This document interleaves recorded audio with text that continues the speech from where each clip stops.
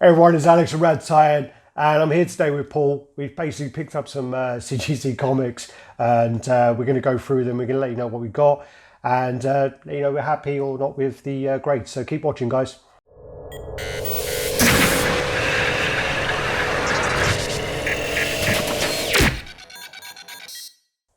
All right, and we're back. As I was saying, we're just going to go through some CGC comics. Gio and I have been really caught up with the grading bug, and it's getting really out of hand, I've got to say. I've literally got in front of me, I don't know if you can see, but there's probably 90 comics here. So there's 70 in the boxes, and then there's another 15 or so at the side, which have basically come in after Christmas. So yeah, we're in big trouble, and it's not cheap either. So we're going to go through the ones I've just got back from CGC. Paul submitted a few really nice books, so he wants to go through those with you. And yeah, let's just get started. Just going to crack on. Crack on. Hopefully no cracks in the slabs. That's all we're unhappy about. So I'll go through my first comic. I've got an 8.5. Don't get too excited as being an Amazing Spider-Man #1. But it's an 8.5 as a golden record reprint. And the reason why I went for this is obviously Amazing Spider-Man #1 is an extortionate amount of money. And this came up quite late on an eBay bid last minute, got it printed, graded, and really happy with that. 8.5 as white pages, so over the moon with that. That's still good value though. I mean, because the thing about that comic is that's still from 1966. It is. Yeah. So Spider-Man, the very first one was 1963, and then obviously they reprinted it a few years later. Under the actual blue tab, it doesn't say it's the first appearance of the Chameleon, and it just literally says Golden Record reprint. It says up there as well. Yeah, it does. It's all over it. And also the back cover isn't the same back cover that you would have had with the original Amazing Spider-Man. Because they've started to do the reprints lately where it's actually identical to the original. Yeah, and it has True Believers across the top as well. And originally... Oh, no, there's the Fesma ones, the fax ones. Oh, are they doing those as well? They're exactly the same, yeah. Might have to get one of those then as well. Try and get 9.8. But they used to come with a record that would play I think it was read by Stan Lee as well. You'd put the record in and he would read it to you. And it was designed to encourage people to get into reading, kids at a young age. I bet the record's rare. Yeah, if you're getting paired up, it's a good buy. The funny thing as well is I got a PGX comic, which I've been told now to avoid by the plague, but I got caught up in a bidding war and I didn't really read it properly. The PGX ones, they stick the sticker there on the outside. Right. So it's like, the one I got is just peeled off. Yeah, the old CGC and the old cases used to do the same as well. But yeah, really happy with that comic. Great And book. some people get quite caught up on white pages. I'm not too fussed personally, but I'm not going to complain about that. So yeah, really caught off guard really, over the moon with that. And it's almost quadrupled in value in terms of getting it graded from what I actually paid for it. So yeah, big how happy about that. I was quite tempted to just to delete you on Facebook. Yeah, I was. Yeah, we almost had that, didn't we? But yeah, I know where you live. I'll hunt you down. Next, I've got the first appearance of the Rhino, which is Amazing Spider-Man #41. It's also got, I don't know if you can see here, but it's got an actual stamp as well for the price, which is quite cool. Just makes it a little bit different in terms of. Like some people are a bit funny once again about whether they like stamps on comics or if they like signatures, but for me, with us being British, you know, it's quite cool having the British price tag. So it's still the cents copy, but with a 7D price tag on it. I think though a lot of the older ones, if it has prices or anything written on there or stamped on there, it has no effect. No, it does. It won't affect it, which is quite cool. But at the same time, for some people like it, some people don't mind it, you know. For me, it doesn't bother me. If anything, it adds a bit of character to the book and I quite like it. Nice, so that's come back as a 6.0. I really wasn't expecting, because when you look down the spine of the book, Alex was talking to me about the spines earlier and how important they are. It's just completely full of cracks and digs and whatnot. I was expecting possibly about anything above a 4 I would have been happy with. So to get a 6.0. The thing with it is the spines lined up really nicely. The page, there's a bit of overlap in there, but the page is quite straight and the staples are intact, and that's one of the biggest things. I think with my one, I got an older comic done and it come back as a 4.5, but the staples were literally visible here and here on the comic. So with that, it dropped it considerably. Yeah. got Newton rings on it as well. Yeah, oh yeah, I've got one that's plagued with them. So yeah, that's, in terms of, if you don't know what the Newton rings are, when they press the book, you kind of get a bit of residue or a moisture between the book and the It's not the book. acetate. Is it? No, it's the plastic of the when they put the plastic over the book. So it's the plastic of the book and the plastic of the cover touching, and it's like an oil. It looks like when you put oil on top of water, and you have that kind of rainbow effect, and it's to do with just the plastics touching. Because if you kind of press it and do like that, yeah, you can move them about. Yeah, some people get really picky about it and they send them back, and I don't blame them really, because it can affect the quality of the book, especially if you look at it in certain lights. I thought that they were meant to have resolved that in newer stuff. You'd like to think so, but obviously these are hot off the press. But yeah, really happy once again. 6.0 when I was expecting 4, and anything above a 4, really happy with. So he looks fucking stoned. Yeah, the Rhino. Yeah. It's like no, and SpiderMan's saying no more drugs. Look, I'm done. Got for the Taco Bell. Right? Yeah, you got to watch out for the horn as well. He's a kinky bastard. Right, moving on. Comic that I've had for a number of years. I bought it stupidly when I was really drunk in Cambodia, and I got into a bidding war over it. I bought 2 copies. My original copy I got graded, that was a 6.5, and I got this back. You still got that? No, I sold that, yeah, sadly. Offer. Yeah, but I bought that one. I bought 2. I bought one for 180 and I bought one for 90 quid. And yeah, it's just kind of gone up in value recently. So I had this re-slabbed, and we'll talk about that in a bit. But with that, it's just come back in a nice case and as a 7.5. So yeah, it was actually voted by a lot of people that voted comic book covers over the years. Has said that is the #1 comic cover. I've got a print of this upstairs. Yeah. Yeah. It's quite a common one. When they go to Spider-Man covers, like Marvel have just released some new stamps through the post office, and they've actually used the background of that as being one of the. I was close to stealing this one off you, but then there's quite a few you're going to steal off me by the sounds of it. Yeah, it's a UK variant, so I kind of I thought, oh fuck, you can have this one. Yeah, and when I actually went into the bidding war over it, I was quite naive at the time. I didn't know about it, but it's got 10D there. Some of the purists like the 12 cents copy. Once again, it doesn't bother me. Would I rather a 7.5 10D or 5.5 12C? It doesn't really fuss me too much, but it's climbed a lot in price over the years. So yeah, once again, really happy with it. It's a real nice, clean, vibrant cover that I'm over the moon with. Well, the funny thing is the foreign variants would be rarer. Yeah, so some people think that is a rarer comic. This should be a rarer comic, and the same as when you get like you get a lot of German variants for the 181. Yeah, and they should be rarer than the actual because the print run is smaller. But they're still worth less. Yeah, but real nice cover. It's a great cover. Amazing Spider-Man number 50.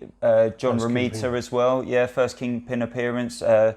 I'm trying really hard at the moment to collect first appearances, so yeah, that's one of the ones that I've had for. It's one of the ones I've had for quite a long time, and to buy it now, if you were buying it now and you don't have it in your collection, you're probably paying through the nose for it. So you probably will, yeah. Gutted. I get caught up in these things. Yeah, and then kind of the book that everyone's kind of going after at the moment is, anyone think after its initial boom with the Netflix series that it would have died down, but it's still really hot, is Punisher.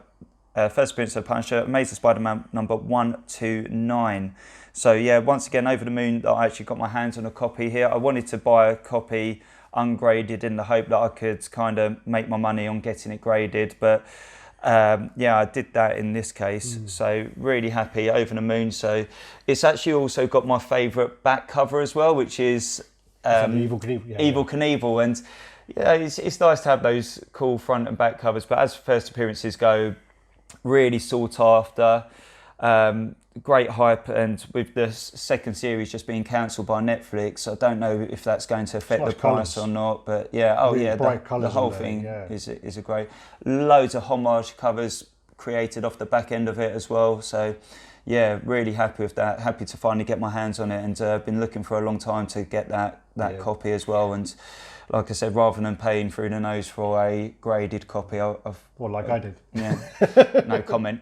But yeah, we weren't too far out, were we? But yeah, really happy and got 6.5, over the moon with that. Personally, I was going to be happy with anything over a 5. You did really well with that, because I mean, we're going to do we're going to do a video about pressing and re-slabbing afterwards, and we'll go into it about this. I mean, this was pressed and cleaned by someone in the UK, and they did a fucking phenomenal job. Yeah, they did such a good job. When I saw the before and after pictures, I was like, wow, you know. And to get a 6.5 in the condition it was in before, he did phenomenal. James Gower, yeah, top man. So we will do a video about that anyway. Yeah. But another great comic. One of my favorite. That's one of my favorite all-time covers. Yeah, and also just interesting things to, you know, in terms of when they do press the fold the book as well. What you get sometimes, I've seen some covers where it's literally up to the white line as well, and it's just interesting to see a lot of the same covers and the same books, but how the cover rolls over in certain places,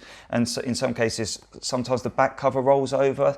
So I'm quite particular as well when I'm buying books. I do look, especially if they are graded, I do look at how they present within the case as well, because certain people are quite particular, and I'm certainly one of those people, is how it looks within the case as well. But I knew that this one had that nice white line going down the side as well, so it came out quite well.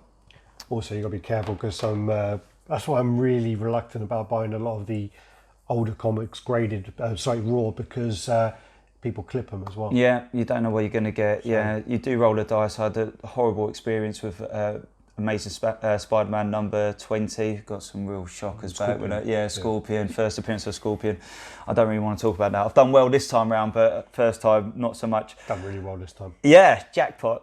This one. Yes, so Amazing Spider-Man number 300, first appearance of Venom. With that, it's quite an interesting one. I didn't like this book for a long time, and people get caught up on the hype train, and you can get a bit excitable. But I got a trade with another chap on a comic book group, and a case of good faith, Amazing Spider-Man 122. Swap, which is the one after the death of Gwen Stacy. So it's got the Goblin, the death of the Goblin, Green Goblin there on the bridge. It's a great cover. I wasn't that keen on it. I think that was a grade 8, and I swapped that with this book as well. What I do like is I'm a little bit particular. I try to be try and find little quirky touches, but I like the newsstand variant. So sometimes you'll find that they'll have the Spider-Man logo there, but this has got a newsstand variant copy. Just a bit harder to kind of come by. So now when I do buy books, I try to get the newsstand variant. So that's got that alongside. That's why I couldn't swap my one. Yeah, so he was going to swap it out for some shoddy 4.5. 4.0. 4.0, even worse. Yeah, I wouldn't even take that. We had the Spider-Man logo. Yeah, so that's how I would have sussed it. But yeah, it's just cool having the logos there. So all my books that do kind of have the option with the Spider-Man logo or a barcode, I've started to go for barcodes, and they're a bit harder to find in the grades that you want, but on the whole, really happy. More likely to have been displayed in a store, people have flicked through them, so you're going to have less higher grades, in theory. But it's a lovely cover. Todd McFarlane as well, real, key artist and writer within the Amazing Spider-Man series, and it was the special 25th anniversary issue as well, so really nice, real great comic there. Very happy with the grade that came back with that as well as a 9.2. Well.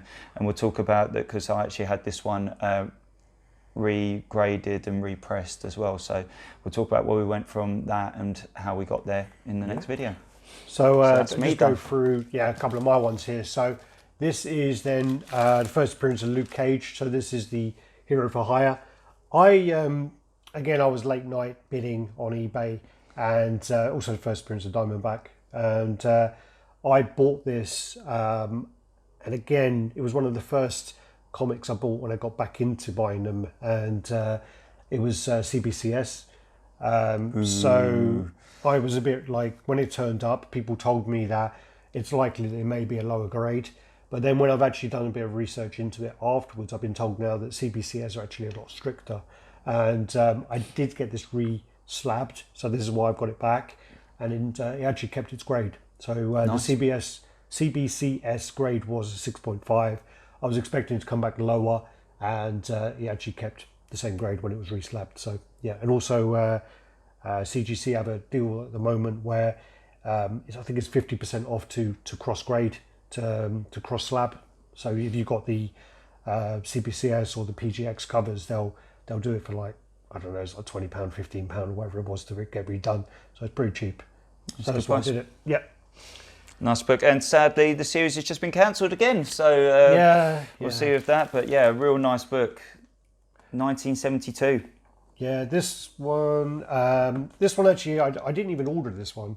I ordered something different. I can't remember what I ordered now. But the guy I bought it off of sent the wrong comic. And again, it was a CBCS cover. I cracked it, dropped it or whatever I did, being an idiot. And this cover turned up, and I actually preferred it to the cover I ordered. He gave me some money back and whatever else, and I just kept it. We resolved it. So it turned up, and really nice cover. But the thing that bothered me is someone pointed out it looks like he's got 3 legs, and I can't unsee it. Point it out, and I'll do a close up anyway. So it's like, so his leg there, a leg there, and then he's got like a thigh coming out here, and it's meant to be like capturing the kind of motion. Do you think he's just excited to see you? Maybe, could be. And so this is the Spider-Man Annual #1, and this is the is it Simon Bianchi? Simon, yeah. Yeah, Bianchi cover. So yeah, really nice cover. Again, it was a cracked cover. That was CBCS, and that come back as the same grade that it was in, which was nice. And a lovely advert for Lugs boots on the back as well, if you'd like a pair of those. This one, again, I bought this one when I was buying CGCs the first time round, and I cracked it. Another one I cracked quite badly, actually. What do you get up to with your comics? I don't really stack them very well.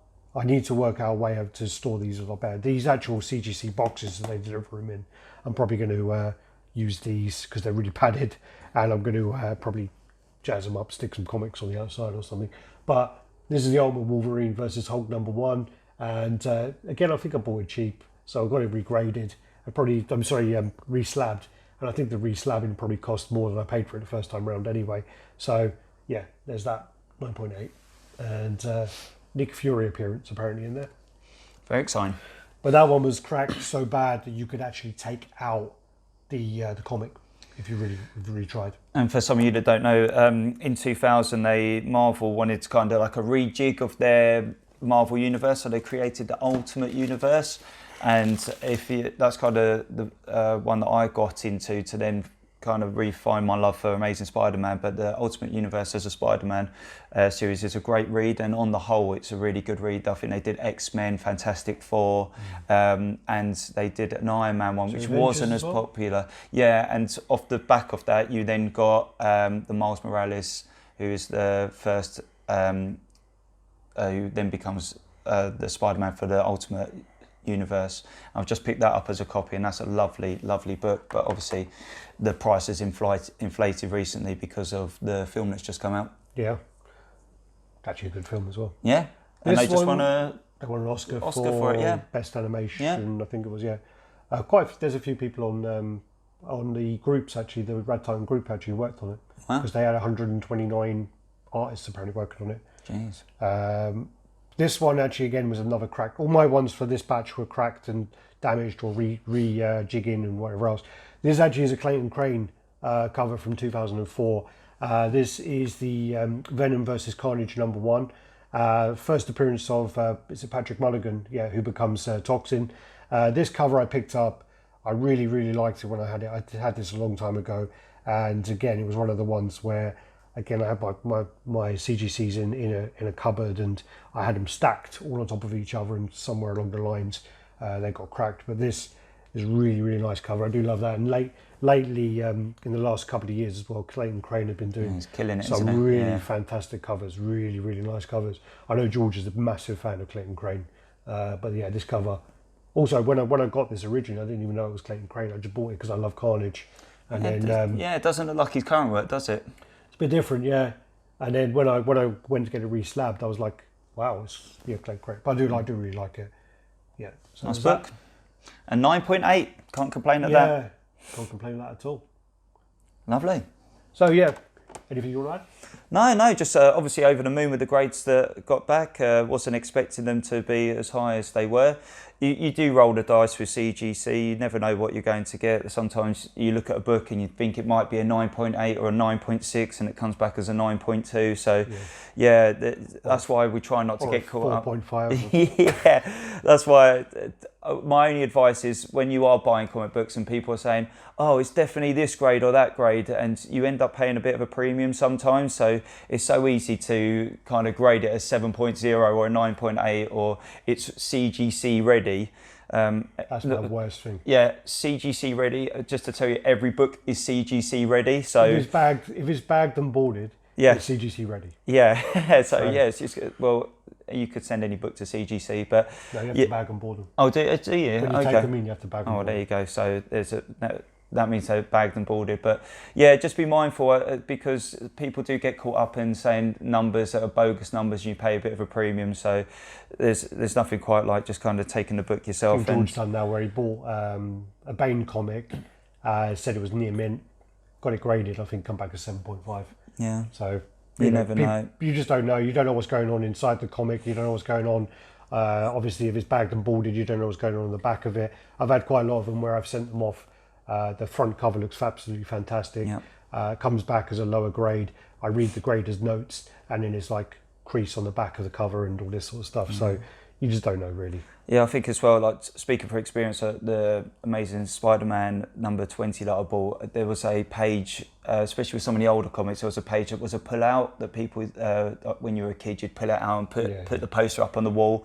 And it comes, yeah, I think it was, yeah, he knows his comics very well. So I missed out on, it came back as qualified, I think, because the page didn't affect the story, but it was taking a page out of the book. So do be mindful when you are buying books, if especially some of the older books, that they are complete and there's value stamps as well. Apparently there is if you get a comic like that, because you had the same book and you had it twice and the same page was missing, and if you have that, apparently if you're in touch with CGC, so if you're going for a company, they'll make the decision for you. But apparently, if I was to send off them copies, they would give me the option to say, this page is missing. Right. Do you want the blue label, which will be this 0.5 usually, or do you want the green label, which will be the higher grade? Yeah. And they give you that option. So I got 2 back. I sent 3 away. I got a 0.5 as a blue label. I got a 2.0, which was the complete comic as a blue label, and then I got a 4.0 as a qualified. So in the hope that I could combine all of them, that would have been the jackpot to get something like a 6.5 that would have been. Yeah, I would have loved a 6.5 as a complete book, but sadly I've got 3 of the same copy. Crack out your 4, crack out your 2 and pull out the page. Get some tape together and try and make some high combined comic. But yeah, just to reiterate, just do be mindful when you are buying comics that don't get caught up on what people say that they actually are. It's not until you send them off that you actually realise as well. Also, the other way is you can use that then as leverage when it does turn up and it looks like a pile of shit to put in a claim. But anyway. Do call people out on it. Definitely. Don't be scared to as well, because like I said, they do take advantage of new collectors who are especially trying to break into the CGC bracket as well. All right, we'll end it there. Thanks guys, thanks for watching. Could talk about this all day. Thanks guys, thanks for watching. Do the usual, like, comment, subscribe, share, and let us know if you've got any CGC comic books back, if you're collecting them, if you're sending them to, let us know about that. As I say, we are mainly the sort of statue channel, but Gio and I are really getting into this now, and I'm getting a bit carried away, so you're going to probably see quite a few more CGC videos. Let us know if you like them as well. So keep watching guys, take care, bye bye. See you later.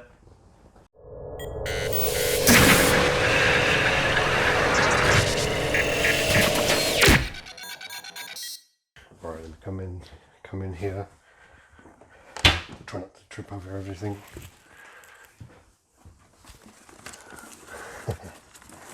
I'm all about that production value. Oh yeah, well, you're in the wrong place then. All right.